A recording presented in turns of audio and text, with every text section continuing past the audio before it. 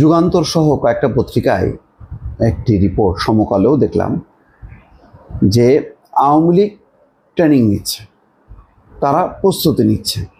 এটা কি যুদ্ধের প্রস্তুতি না গণ অভ্যুত্থানের প্রস্তুতি? সম্ভবত আমি যেটা গেস করি গণ অভ্যুত্থান, এবং সেই সঙ্গে তারা সশস্ত্র লড়াই একই সঙ্গে চালাবে আর কি।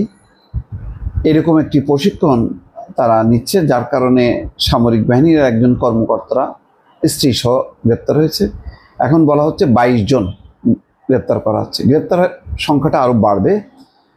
8ই জুলাই তারা যে সমাবেশ করেছিল বসুন্ধরা সংলগ্ন একটি কনভেনশন সেন্টারে, সেখানে 400 মতন উপস্থিত ছিল। সেখানে আওয়ামী লীগ, ছাত্রলীগ, যুবলীগের নানান পর্যায়ের নেতাকর্মীরা, সেখানে তারা ভেতরে স্লোগানও দিয়েছে এবং তারা কিভাবে কাজ করবে সেই ব্যাপারে একটা প্রাথমিকভাবে প্রশিক্ষণ দেওয়া হয়েছে, এবং কোন কোন স্পট থেকে কিভাবে তারা সংগঠিত হয়ে একটা গণঅভ্যুত্থান সংগঠন করবে তার একটা মহড়া।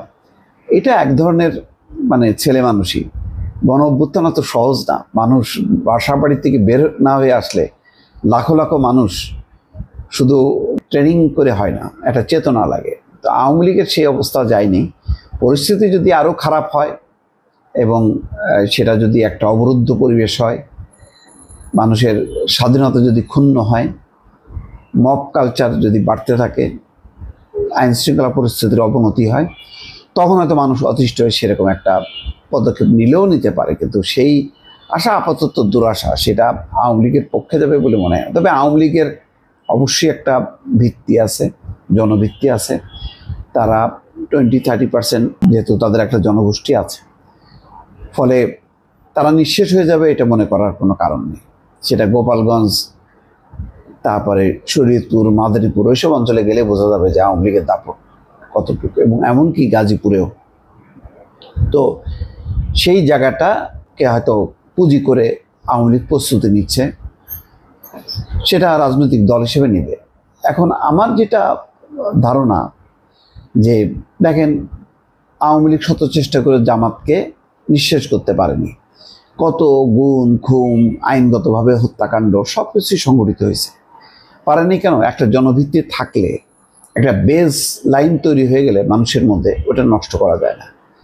আওয়ামী লীগের ক্ষেত্রেও দেখেন, এখন এক ধরনের এই আওয়ামী লীগ আমলে জামাত যেমন তার অবস্থা ছিল, এখনকার জামানায় ঠিক জামাতের অবস্থা আওয়ামী লীগের। তারাও নিষিদ্ধ সংগঠনের মতন গোপনে ঘাপচি মেরে এখানে ওখানে মিটিং ট্রেডিং করতেছে, মিছিল করতেছে, চোরাগুপ্তা হামলাও চালাচ্ছে।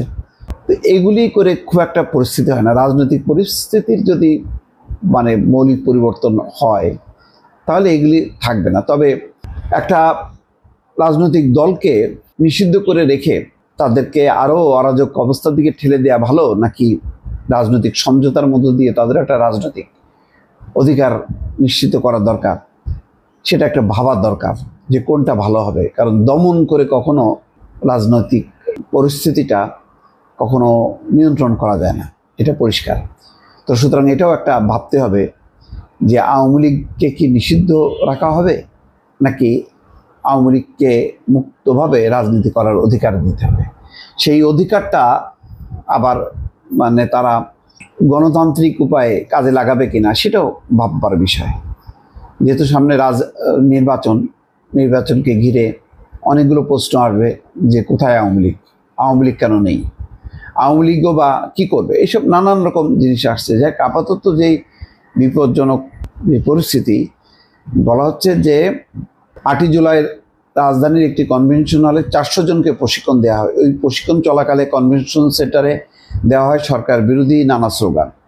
সূত্র জানায়, কনভেনশন হলে প্রশিক্ষণের তথ্য পেয়ে 13ই জুলাই রাজধানীর একটি আবাসিক এলাকায় অভিযান চালিয়ে আইন প্রয়োগকারী সংস্থা, ওই অভিযানে গ্রেপ্তার হয় 2 জন। তারা সোহেল রানা এবং শামীমা নাসরিন শম্পা। সোহেল রানার বাবা আব্দুস সোবান গোলন্দাজ। যাক, এই সমস্ত সবই গোপালগঞ্জ বেসড। ঢাকা দখল করাই ছিল তাদের প্রধান লক্ষ্য। এজন্য তারা সাবেক প্রধানমন্ত্রী শেখ হাসিনার নির্দেশের অপেক্ষায় ছিলেন। পরিকল্পনা মোতাবেক শেখ হাসিনার নির্দেশ পাওয়ার সঙ্গে সঙ্গে সারা দেশ থেকে তালিকাভুক্ত হাজার হাজার নেতাকর্মী একযোগে ঢাকায় চলে আসবেন। সবাই সমবেত হবেন রাজধানীর শাহবাগ মোড় দখল করে জনমনে আতঙ্ক তৈরি সহ জনগণকে জানান দেওয়া হবে আওয়ামী লীগের কয়েক লাখ লোক ঢাকা দখল নিয়ে ফেলেছে। প্রশাসনও তাদের সঙ্গে আছে। তাৎক্ষণিক এর প্রভাব পড়বে সারা দেশে। পরিকল্পনা অনুযায়ী আওয়ামী অধ্যুষিত কয়েকটি জেলা সহ দেশের বিভিন্ন স্থানে আওয়ামী লীগের বিভিন্ন পর্যায়ের লোকজনও মাঠে নামার সাহস দেখাবে। এমন পরিস্থিতিতে বড় ধরনের সংঘাত এবং অরাজক পরিস্থিতি বেগবান করার সব প্রস্তুতি আগে থেকে ছক করা থাকবে।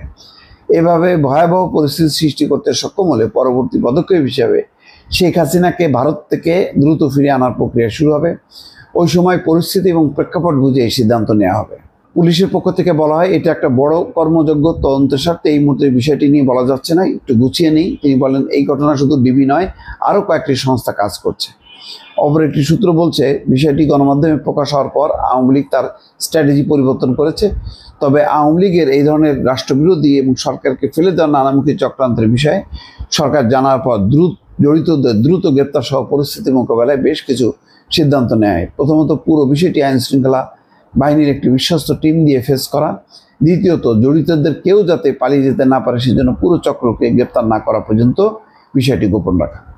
যাক, এখন এটা আওয়ামী লীগকে কীভাবে ফেস করা হবে, আওয়ামী লীগও বা কী করবে, এগুলি বিষয়ে একটা বড় একটা রাজনৈতিক সংকট।